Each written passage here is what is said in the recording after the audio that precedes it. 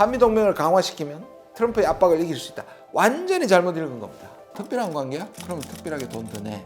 이게 바로 트럼프 것이에요. 동맹이 약화되는 것은 한국에서는 평화가 아닙니다. 동맹은 전쟁 상태에서 가장 강합니다. 한미동맹이 필요 없어지는 시점이 평화가 오는 시기라고 얘기할 수 있는 지도자가 얼마나 될까? 트럼프의 초기 선택들을 한번 보면요. 어떻게 보면 고립주의 같고 어떻게 보면 보호주의자 같고 어떻게 보면 거의 제국주의자 같습니다. 가자 내놔라, 그린랜드 내놔라, 파나마 내놔라. 저는 트럼프의 트럼피즘은 세 차원을 갖고 있다고 생각합니다. 하나는 미국 우선주의고요. 두 번째는 백인 우선주의입니다. 세 번째는 트럼프 우선주의입니다. 대표적으로 트럼프가 탄생한 데는 미국의 백인들입니다. 이 백인들은 미국의 주인이라고 생각하고 세계의 주인이라고 생각합니다. 그런데 중국 같은 나라가 세계를 지배할지도 모른다. 백인이 갖고 있었던 세계 지배력이 뺏길 수 있다는 공포감이 미국에서 나타나고 중국 때리기에 나타나고요. 내부적으로는 미국은 수적으로나 영향력적으로나 첫 번째 이민자, 두 번째는 난민 이런 자들이 미국의 백인 우월주의를 무너뜨리고 있다고 생각하는 겁니다. 한 예를 들겠습니다.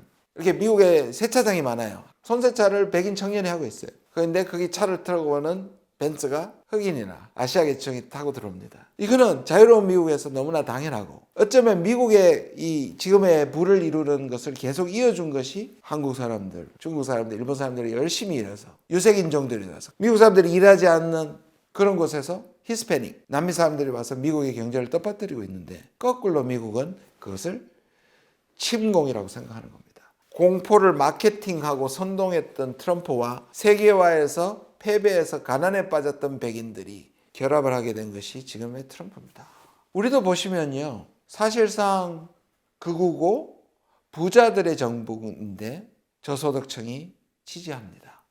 그럼 이들이 내세우는 게 뭘까요? 난민? 우리는 공산주의입니다. 중국입니다. 근데 사실 공산주의는 경제 시스템이죠. 중국도 더 이상 공산주의가 아니고 북한도 공산주의가 아니고 한때 그 이념을 세운 지금의 권위주의거나 독재국가죠. 저는 이런 얘기를 들었습니다.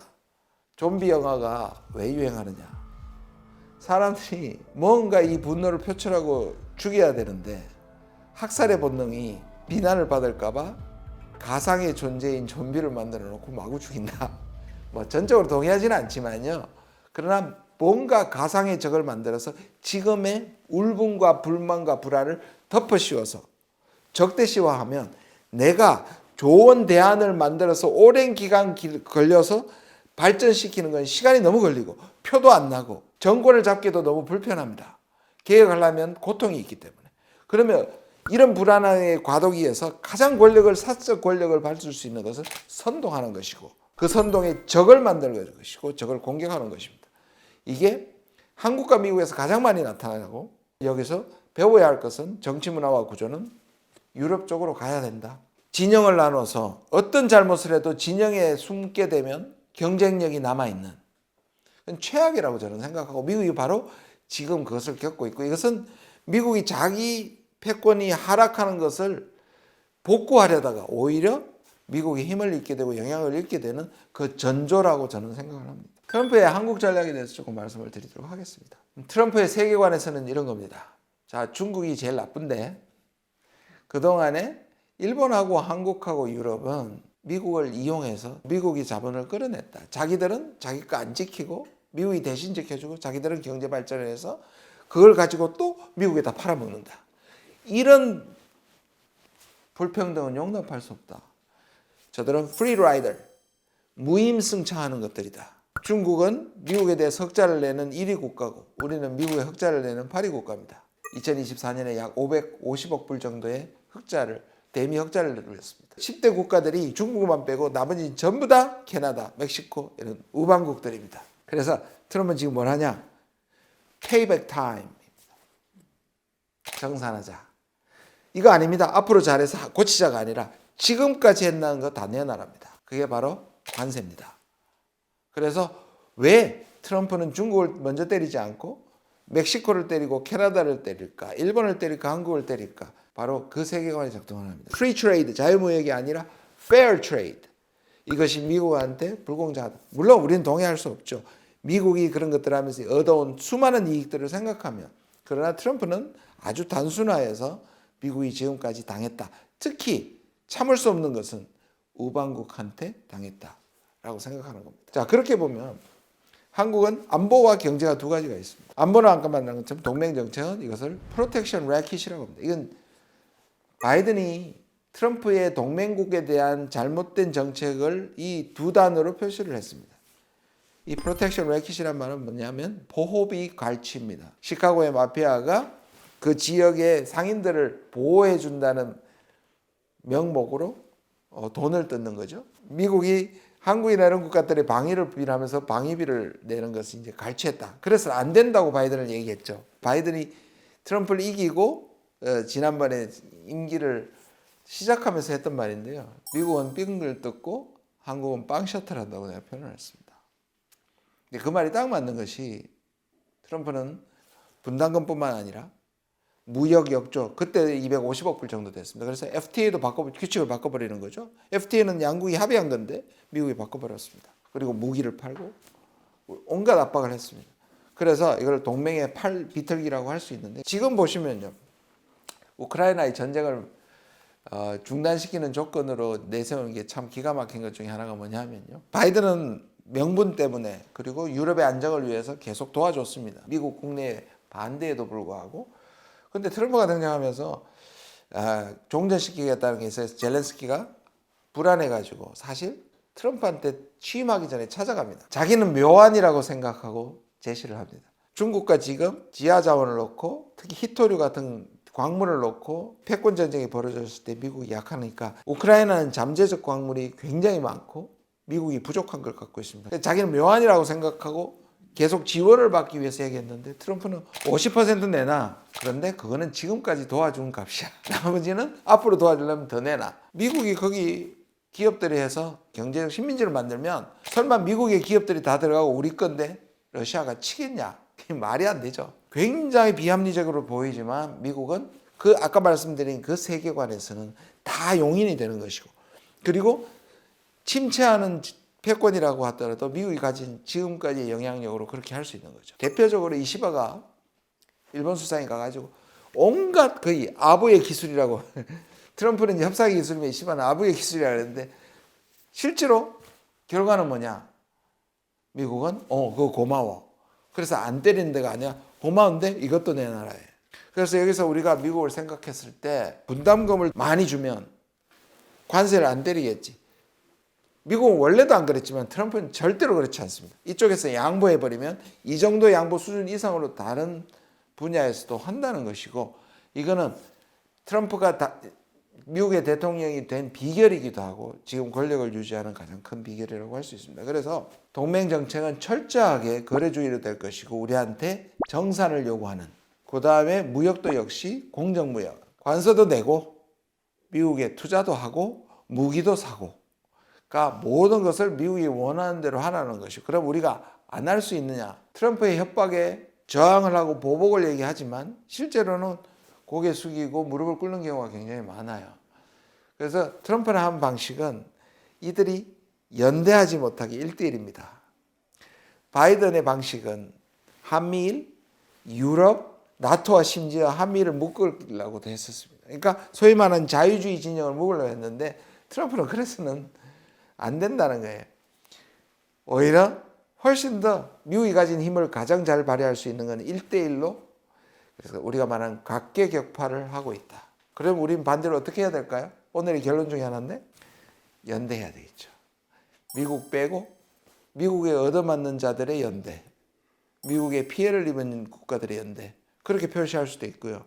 또는 표시하자면 미국이 보호무역을 하고 있기 때문에 자유무역의 연대를 해요.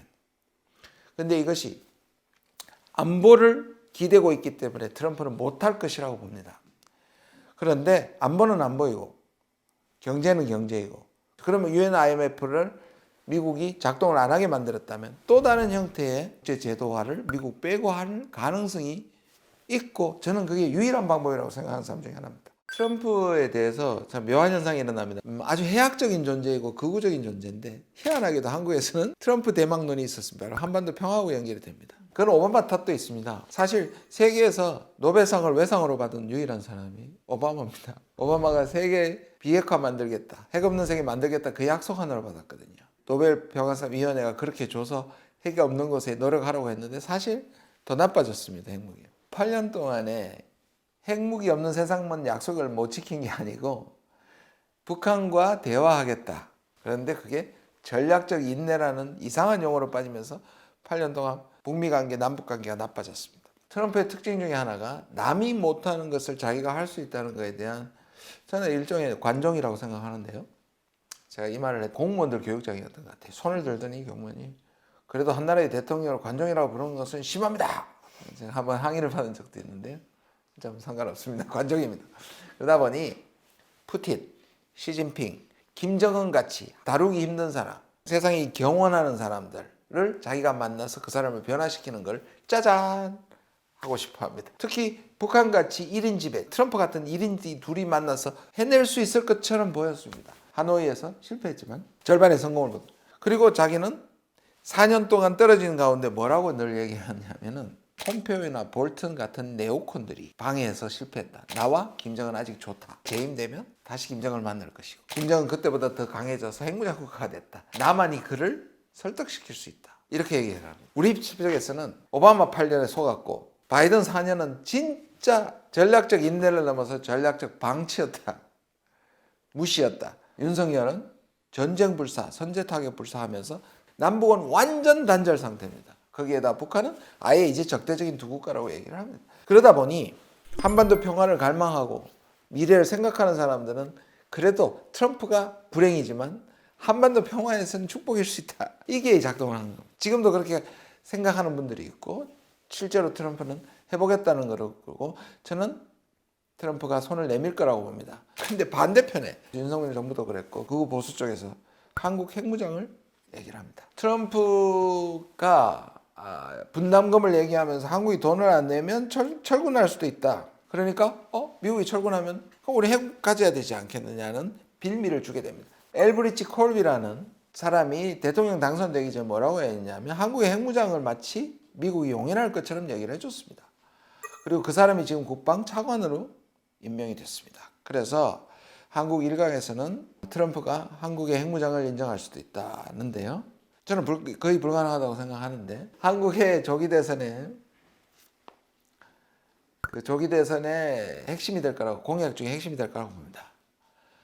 국민의힘 쪽에서 나오는 후보는 반드시 핵무장을 얘기를 할 거라고 봅니다.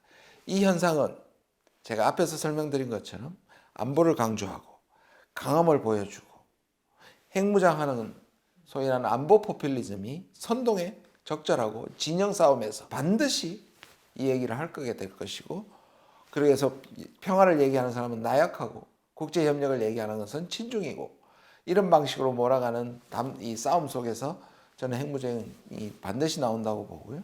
그런데 이게 무너지면 아까 말씀드린 것처럼 우리가 가진 브레이크가 또 무너져 버립니다. 그러면 전 세계가 핵 도미노 현상이 일어날 것이고요. 그야말로 NPT가 불완전하지만 소위 말하는 국제적으로 인정된 합법적 핵보유 국가 그 외에 인도, 파키스탄, 이스라엘 정도였는데 이제 북한도 넘어가고 한국까지 가게 되면 일본이나 전 세계가 핵 도미노 현상이 일어나게 된다라는 겁니다. 저는 동의하지 않는데요.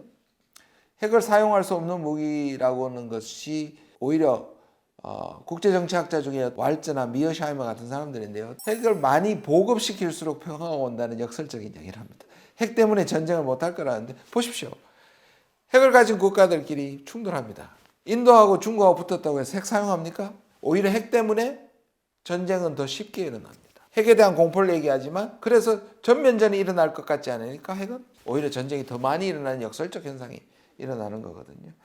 저는 트럼프가 가진 것이 짧게는 2년 중간 선거까지 길게는 4년인데 이 전 세계의 이 비확산 비핵화 정책을 무너뜨릴 수 있을까? 저는 어려울 거라고 보는데 무너뜨린다면 전 세계가 이 부분에서 핵도미노로 엄청난 혼란에 빠지게 될 것이라고 생각합니다. 평화에 대한 다른 부분을 말씀드릴 텐데 좀 근본적인 문제입니다. 1953년에 한미동맹이 한미 상호보장조약으로 등장했습니다. 전쟁의 산물이 바로 한미동맹입니다. 물론 전쟁의 재발을 막기 위한 억지, 다시 말해서 북한으로부터의 남침을 억제한다는 것에서 출발했습니다. 엄연히 군사동맹은 전쟁의 산물이고 전쟁을 막는 방법입니다. 그런데 이것이 어느 시절부터 한국의 안보와 평화에 대체되는 말이 됐습니다. 다시 말해서 동맹이 약화되는 것은 한국에서는 평화가 아닙니다. 동맹은 전쟁 상태에서 가장 강합니다. 다시 말해서 적대국이 확실하고 남북이 안 좋을수록 동맹의 역할과 동맹의 중요성은 커지는 거죠. 그런데 우리는 계속 그렇게 남아있을 것이냐. 분단 구조로 남고 적대시로 남아있으면 한미동맹이 보존이 되겠죠. 그런데 우리가 평화체제로 넘어가고 남북이 사이가 좋아지고 그렇게 되면 한미동맹은 약화되어야 되는 겁니다.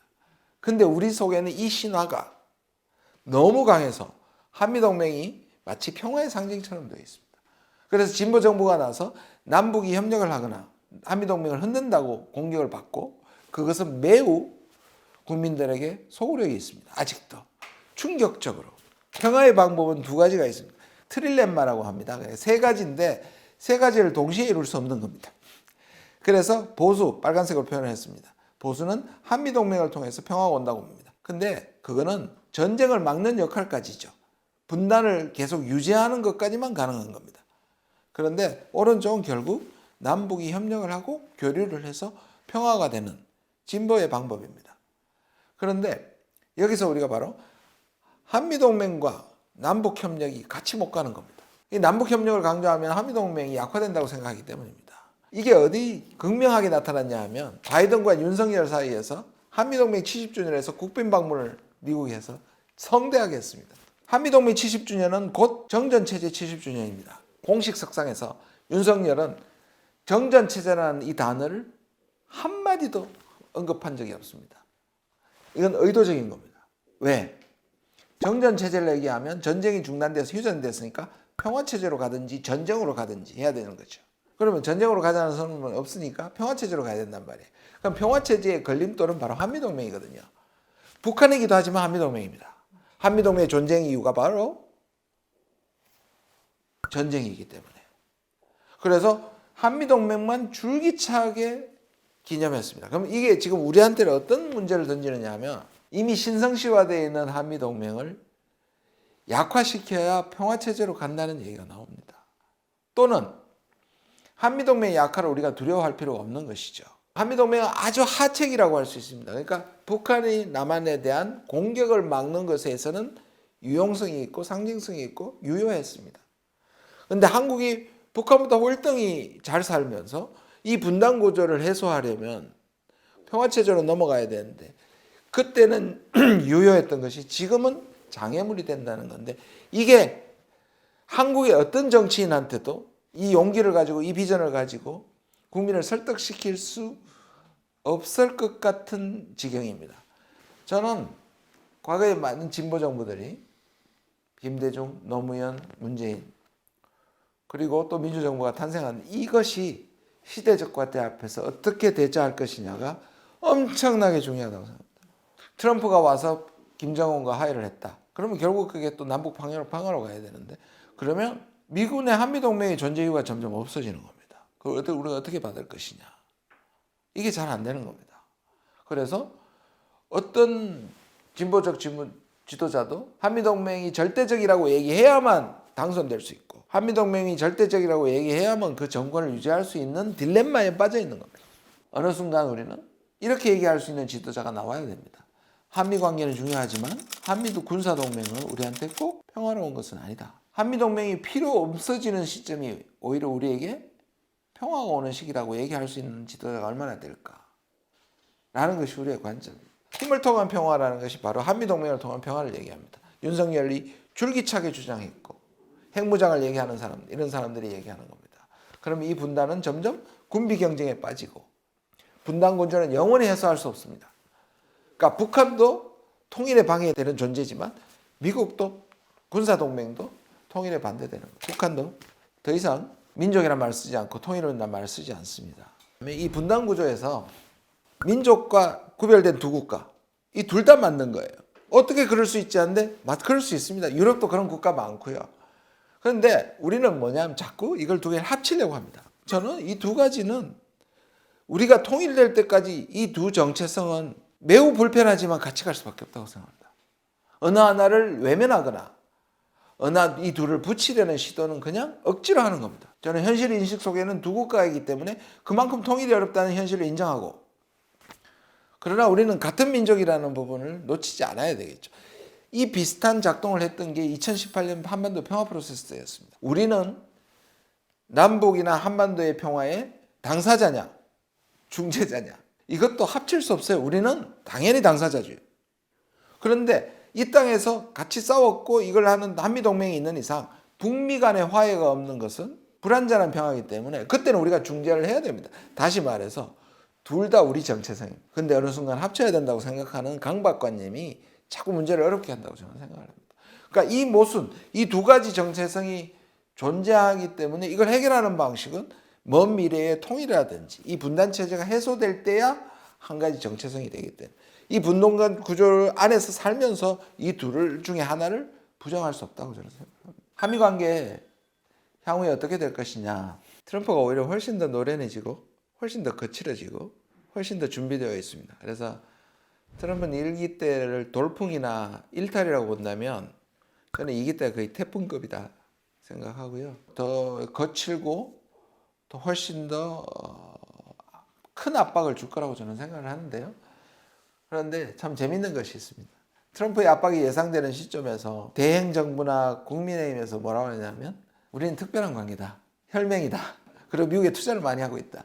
그러니까 트럼프가 우리는 봐줄 것이다. 그러니까 한미동맹을 강화시키면 트럼프의 압박을 이길 수 있다. 완전히 잘못 읽은 겁니다. 아, 특별한 관계야? 그러면 특별하게 돈 더 내. 이게 바로 트럼프 방식. 그럼 우리는 어떻게 접근해야 되냐? 훨씬 더 거래적입과 국익적 입장에서 미국을 대해야 됩니다. 예를 들면 이렇습니다. 미국은 철수해버릴 거야? 돈 안 주면? 그러면 철수해?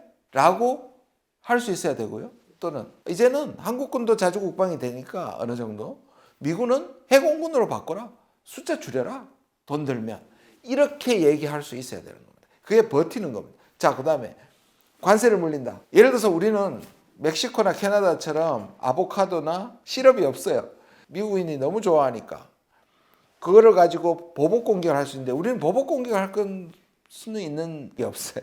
우리는 방법은 미국에 매맞는 자들의 국가연합을 하는데 거기에 들어가야 되는데 우리 보통 한미동 미국에 대한 의존성 때문에 이것도 잘 못합니다. 미국이 1대1로 하자는 걸 우리는 유럽하고 얘기해보고 갈게.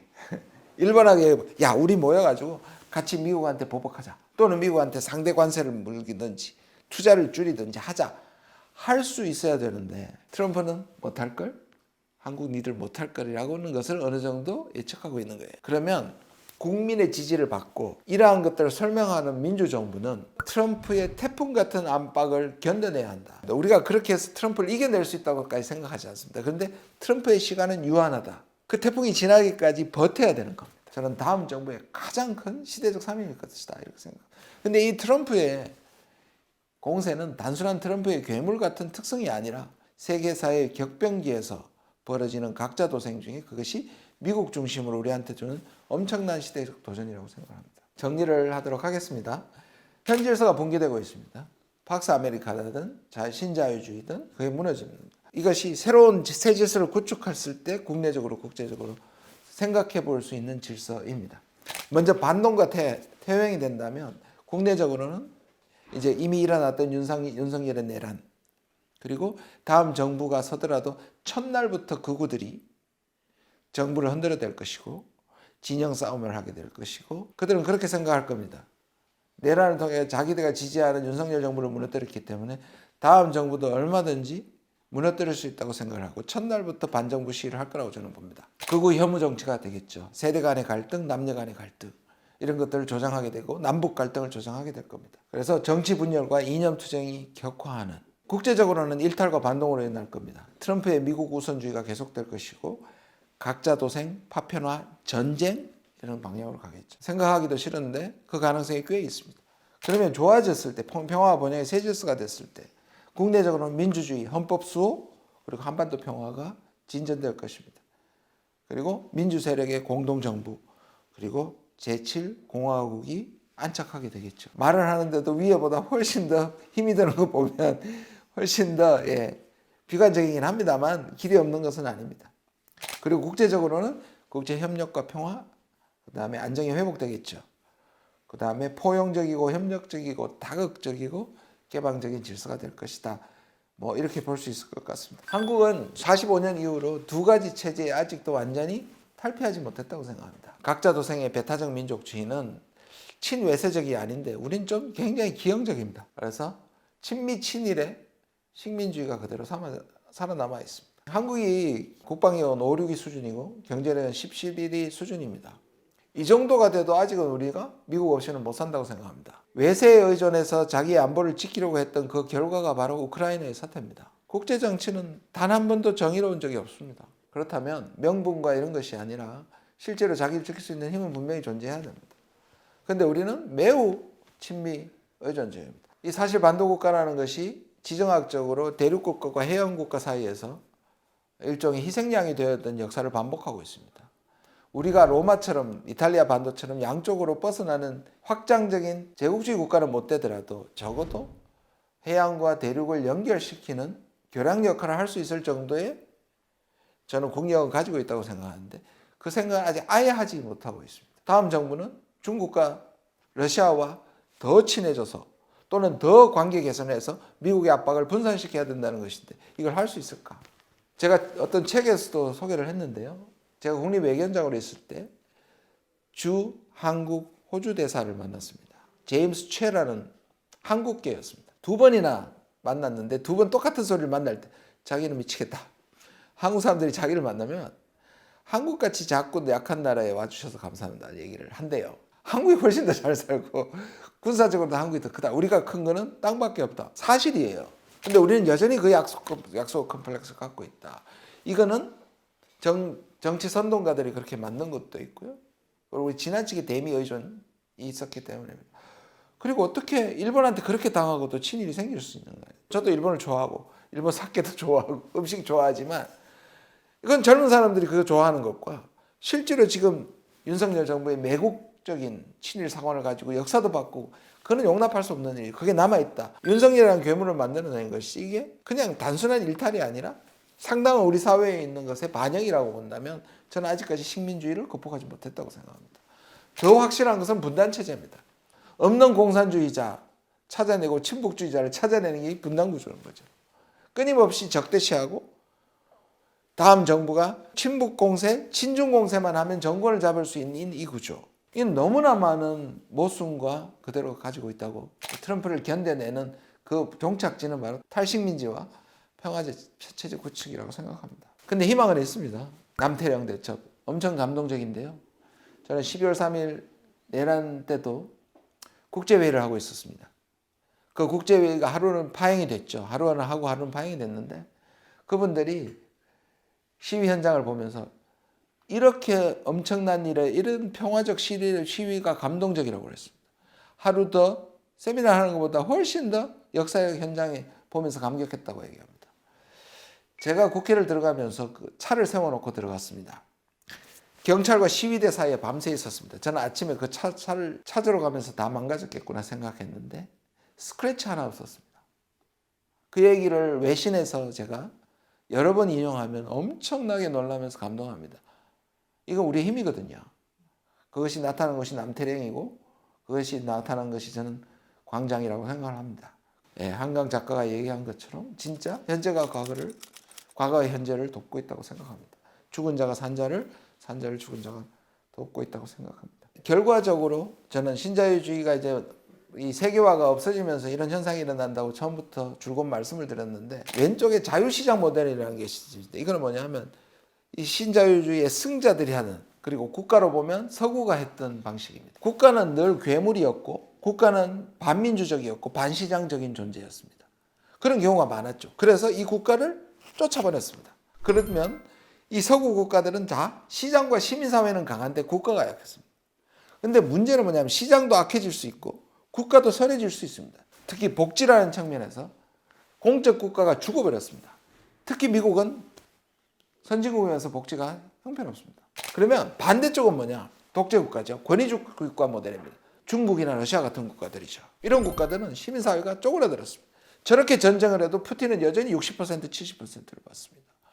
그리고 중국. 국가는 있는데 그 국가를 시민사회나 시장이 너무 쪼그라들어 버렸습니다. 근데 절묘하게 한국은 이 둘의 균형을 이루고 있습니다. 때로는 국가가 강해서 시민사회가 피해를 입지만 때로는 국가가 선을 넘을 때 시민이나 시장이 국가를 때립니다. 근데 보시면 한국은 중국에 가까운 국가입니다. 식민지를 겪었습니다. 한 번도 계층사회, 양반사회라는 것이 뒤집어지지 않았습니다. 친일이 다 제거되지 않았습니다. 게다가 독재를 했습니다. 그러면 군대가 강해지죠. 경찰력이 강합니다. 그리고 검찰까지 강합니다. 거의 국가가 강해질 수 있는 모든 걸 가지고 있는데 이런 국가들에서 시민사회는 대부분 죽거든요. 그리고 우리는 거기다가 집단주의 문화권을 갖고 있습니다. 그런데 신기하게도 동학부터 남태령까지 국가가 선을 넘을 때마다 일어날 수 있는 시민의 힘이 있다. 그러면 저는 이게 진짜 희망이라고 생각합니다. 근데 그런 모델을 갖춘 국가가 세계에서 드뭅니다. 그러니까 우리는 이래야 되죠. 시장이 잘못될 때는 그래서 불평등이 생길 때는 공적 국가를 키워서 이것을 시정해야 돼, 조정해야 되고 국가가 독재로 넘어갈 때 시민과 시장이 커서 그것을 제어해야 된다. 그래서 우리한테는 이런 구도가 미래의 희망이다. 그래서 그것이 45년간의 민주주의를 이루었는데 그게 무너질 점에 저는 후계 구도가 확립됐다고 생각합니다. 그것에 저항하는 정신을 찍던 20, 30대 연결.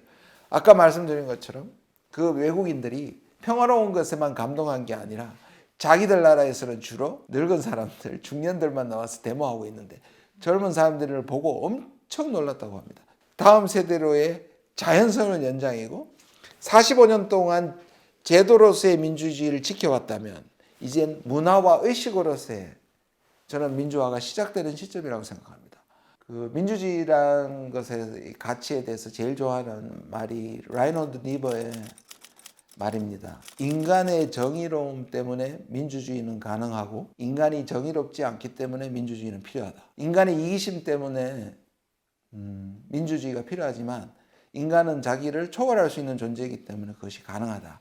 왜냐하면 민주주의는 잘못됐을 때 고칠 수 있는 유일한 제도입니다. 그러니까 폭군이 왔을 때 고칠 수 있는 방법이 없는 것이 군주제라면 틀렸을 때 헌법을 수호하고 통치자를 바꿔버릴 수 있는, 그래서 민주주의는 인간의 한계를 감안해서 고칠 수 있는 제도를 만들어 놓은 것이라고 하는 전적으로 동의합니다. 그런데 이 민주주의는 동시에 평화를 가져옵니다. 왜냐하면 국제정치에서 민주평화론이라는 것이 있습니다. 최초로 주장한 사람이 임마누엘 칸트입니다. 그때는 영구평화론이라고 했고, 공화정이 왜 평화에 유리한가? 그것은 독재자는 그 전쟁이 자기에게 피해가 없기 때문에 언제든지 이익으로 해서 전쟁을 일으킬 수 있지만, 민주주의는 전쟁을 일으키려면 50% 다수의 동의를 받아야 되는데 이 세상의 전쟁 중에 다수가 좋아하는 전쟁은 거의 없다. 그래서 민주평화론입니다. 민주주의는 평화를 지킵니다. 민주주의는 자주입니다. 왜냐하면 이 민주주의는 주권을 가진 국민들이 있기 때문에 외세,